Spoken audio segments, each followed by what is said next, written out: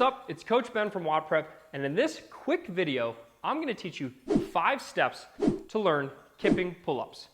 Kipping pull-ups are a great way to do more pull-up volume in a shorter amount of time. Yes, haters in the comments, we know they're not strict pull-ups, but in CrossFit, we're trying to get more volume done in a shorter period of time, which means I'm moving my body weight up and down more frequently by using momentum to allow that to happen. So if you're trying to learn how to do this, then this is the video for you. So let's start with step number 1. Step number 1 is making sure that we have the requisite strength to learn a kipping pull-up. I don't want you doing kipping pull-up practice until you have at least 1, 2, maybe even 3 or more strict pull-ups. So if you can't do this, then it's probably not a good idea for you to practice doing a ton of kipping movements. Not until you have the requisite strength, which shows me that your shoulders can support you in that kipping pattern. Step number 2 is we're going to practice the hollow and arch position, which are the foundations of learning a kipping pull-up. So hollow and arch is simply this. A hollow position is when I'm hanging on the bar, my feet and hands are in front of me, my core is tight. The arch position is the opposite. My hands and feet are behind me, my core is still tight. At no point should I allow my midline, my core, to lose stability. So I'm always keeping my core nice and tight. Here's what it looks like in practice. Hollow and arch is simply, I'm hanging from the bar. A hollow position looks like this. An arch position looks like this. What I want you to practice is swinging back and forth from that hollow and arch position. When you can do that with control and be able to stop it on a dime and not swing around like crazy, that means you're probably ready to move on to the next step. The next step is doing a hollow and arch position, but we're adding a little bit more elevation to that hollow.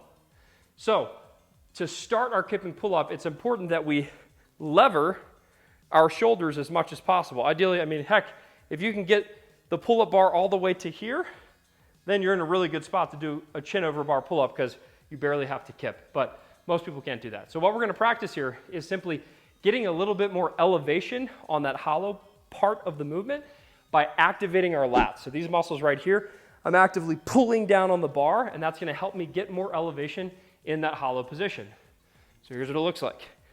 So I have my hollow and arch position that we practiced in step 1. Now I want you to pull higher. So you'll notice how I'm swinging higher, but I'm still maintaining my rhythm. The way I'm doing that is by activating those lats. I'm pulling down on the bar actively, and it's causing my torso to rise up a little bit closer to that pull-up bar. When you can do that with balance, you're ready to move on to step 4. Step 4 for the kipping pull-up is simply, and I'm oversimplifying here, it's a hip hop. But what I want you to think about, especially if you're a beginner, is it's like a frog kick or a frog kip.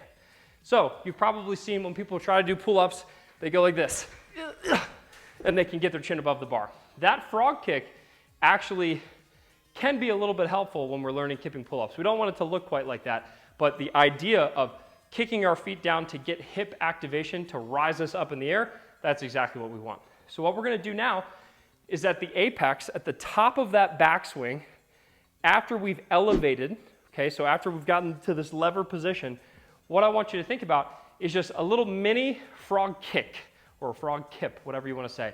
But I want you to try to keep your feet together. And what happens is that's going to give you that upward momentum that should accelerate you, as long as you have the requisite strength to do a pull-up, that should accelerate you to where your chin is above the bar. Let's take a look. So, arch. Okay, did you see that? It was just a little bit of a kip or a kick with my legs that got my hips involved, which then catapults me above the bar. Watch it one more time, I'll do a single. Okay, you can see I almost shook the ball, or I shook the pull-up bar because of how aggressive that little hip hop was. It looks subtle, but if done correctly, it's going to help get you above that bar. So at the apex of that backswing, right at the very, very top, I give that little bit of a kick, boom, it accelerates me to the bar, and obviously I do need to add a little bit of a finish with a little bit of a pull-up, but we are utilizing most momentum here. So once you can do that, I want you to practice singles. So singles is just popping in, big kip, boom. That's it. Okay, so arch, hollow with that lever and a frog kick. Hopefully that helps you get your chin above the bar. If it doesn't, that's fine.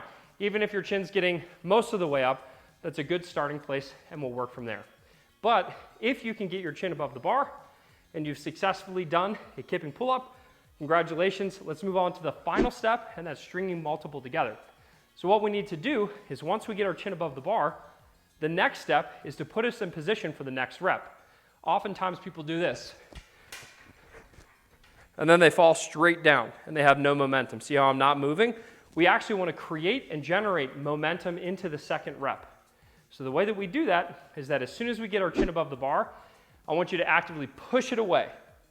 So my chin is above the bar, I push myself away, and then what does that put me into?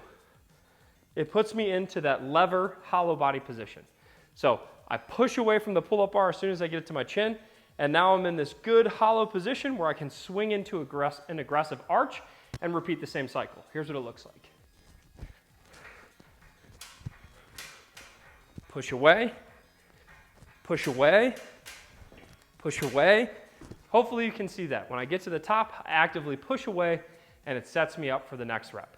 So that was a really simple breakdown of a few steps that you can try to get your first and hopefully unbroken kipping pull-ups. If you want to learn more about how to do kipping pull-ups, just go to WODprep.com/pull-ups or click the link in the top comment or the description below. I have a free pull-up course that I would love to send you.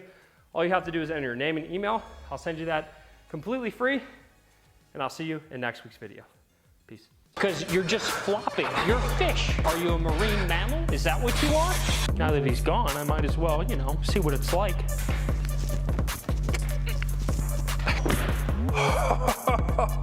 No, it wasn't me. No. Only strict pull-ups all day.